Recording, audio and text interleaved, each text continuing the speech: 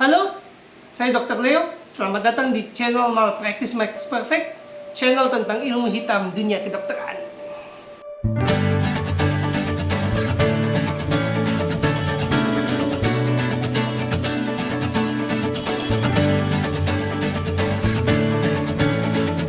Standar pengobatan, gagal paham yang dimanfaatkan. Sebelum melangkah lebih jauh tentang gagal jantung, saya merasa perlu untuk membahas satu kata, standar. Kata standar ini maknanya diperkosa habis-habisan oleh sistem politik dan sistem kesehatan. Menurut KBBI Kamus Besar Bahasa Indonesia, standar itu ya ukuran tertentu yang dipakai sebagai patokan. Kalau pakai bahasa Inggris, pakai kamus Oxford, a level of quality, especially one that people think is acceptable. Jadi patokan atau sesuatu yang menurut orang-orang itu bisa diterima. Ini super penting. Patokan atau sesuatu yang bisa diterima, bukan yang terbaik. Jadi ketika Dr. Leo melakukan sesuatu yang sesuai standar, itu artinya sesuai patokan. Sesuai hal yang bisa diterima masyarakat, bukan yang terbaik. Ya, karena seringkali kalau politisi bicara atau dalam konteks politik bicara, kalian akan menerima perawatan atau pengobatan medis yang terstandar baik. Seakan-akan di masyarakat kita akan menerima pelayanan yang terbaik atau yang baik. Enggak. Kalau dia bilang standar, itu artinya pelayanan yang sesuai patokan atau acceptable di titik yang bisa diterima masyarakat, bukan yang di atas. Artinya apa? Jadi ketika kita menggunakan kata standar, perilaku yang kita lakukan itu kemungkinan minimum yang harus dipenuhi oleh seorang profesional. Bukan yang terbaik, bukan yang di atas. Nah, ini lagi satu kata yang dirancu maknanya, minimum. Minimum itu karena berita politik, media massa, seakan-akan kata minimum ini punya konteks yang negatif.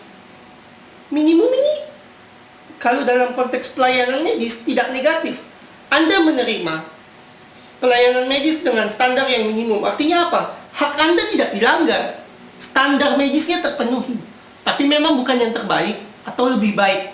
Ya, standar Anda minimum, sesuai dengan standar kompetensi profesional medis.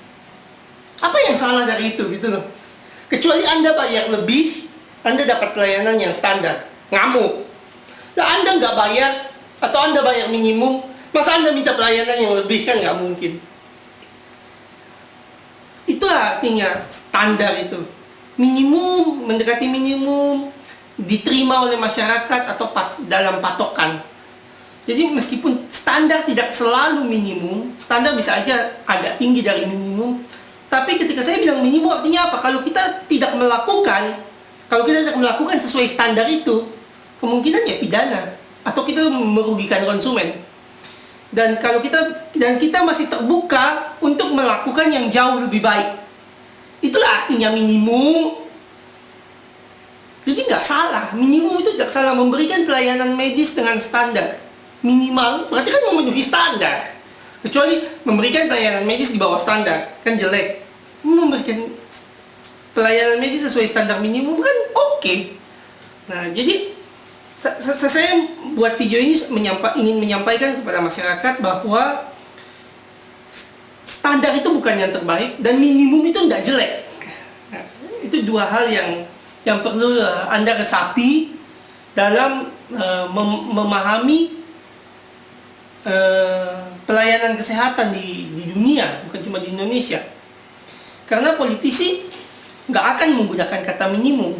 Dia nggak akan bilang bahwa masyarakat, Anda akan menerima pelayanan kesehatan dengan standar yang minimum sesuai dengan kemampuan daerah. Nggak akan.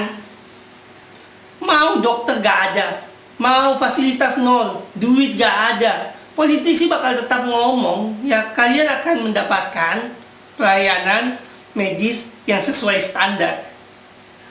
Apa artinya? Ya minimum itu, mungkin di bawahnya. Tapi bukan yang terbaik. Ya. Apa hubungannya dengan praktek asuransi yang fraud atau jaminan kesehatan yang fraud? Ya balik lagi ke pasien miskin. Mereka ini kan korban misinformasi yang kayak gini, yang mengatakan bahwa mereka sudah diperlakukan sesuai standar. Ketika fasilitas kesehatan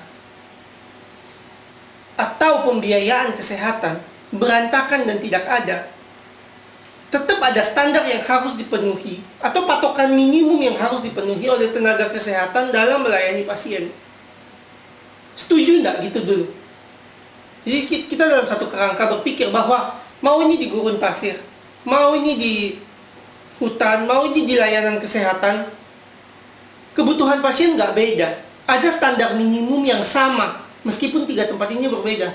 Meskipun fasilitas nggak ada di tiga-tiganya, meskipun tenaga kesehatan nggak ada di tiga-tiganya, ada standar minimum yang harus diterapkan kepada kebutuhan pasien. Itu dulu. Ya, kalau kita dalam kerangka berpikir ini, maka standar ini yang menjadi target pelayanan kesehatan. Dan standar ini tidak ditentukan oleh negara, tidak ditentukan oleh lembaga tertentu, enggak. Standar ini ditentukan oleh perkembangan ilmu pengetahuan dan teknologi dan penelitian. Jadi standar ini tidak geografis. Kan banyak itu negara miskin kayak Venezuela itu buat sendiri dia rekomendasi. Rekomendasi negara miskin seperti Venezuela itu mungkin membahayakan masyarakatnya, dia nggak peduli. Tapi bukan berarti standarnya dia benar.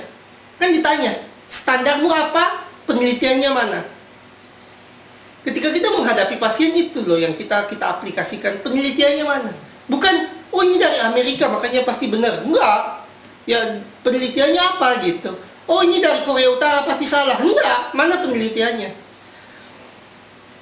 Nah, jadi standar ini, standar medis minimum ini tidak ditentukan oleh negara. Ya politisi, wakil rakyat, eksekutif bisa buat peraturan, bisa buat protap yang mencelakakan pasien, bisa.